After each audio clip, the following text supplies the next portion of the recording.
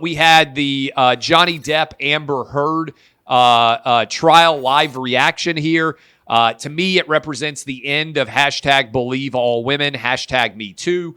The idea of the believe all women or me too was fundamentally anti-American. I've been making this argument since all the way back when Me Too began. And if you remember, it certainly was in the foundational element of why the argument was that Brett Kavanaugh didn't deserve to sit on the Supreme Court. Well, Amber Heard got a $10 million compensatory damage, $5 million in punitive, $15 million overall, as the jury decided that she had, in fact, defamed Johnny Depp. And her defamatory article ran in the Washington Post, which I'll talk about in a moment. But the jury found there was clear and convincing evidence that Amber Heard had acted with actual malice. The standard of proving defamation for a public figure is very, very high. And the Washington Post published this. They wrote the headline, they edited it, and it has now been proven based on this jury verdict that the Washington Post published fake news. Now, it was an op-ed, but that doesn't obviate, in my mind, the Washington Post's obligation to do basic background checks before they publish this editorial, which has now cost Amber Heard $15 million. Now, the $15 million verdict, you're only allowed to have around $350,000, I think it is, punitive damages under Virginia law, so that's been reduced. And Johnny Depp's agent gave up $2 million in this verdict. But I'm sure there will be an appeal.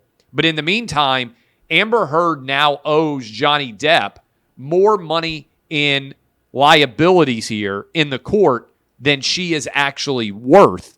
And there are going to be a lot of women out there that think twice before they levy allegations against men. And I think that's what should happen, because we shouldn't have ever created a world, and that's what we created in the United States over the past several years, where every single woman that accuses every single man of sexual assault, inappropriate behavior, whatever you want to classify it as, domestic abuse, is immediately believed because she's a woman. Some women lie. Some men lie. Some black, Asian, Hispanic, and white people lie.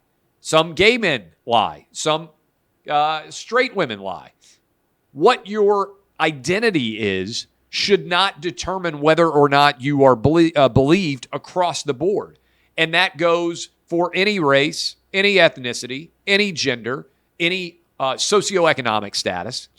That's why Lady Justice is blind, because the idea is in our justice system that our juries entirely examine the truth or falsehood of each person who is in front of a jury and then render an impartial verdict that is not influenced by what someone looks like. This, to me, is, I believe, a huge win for Johnny Depp. But in the larger picture, it is a huge defeat for hashtag believe all women and hashtag me too. It's getting us back to even-handed treatment where we can presume innocence instead of presuming guilt.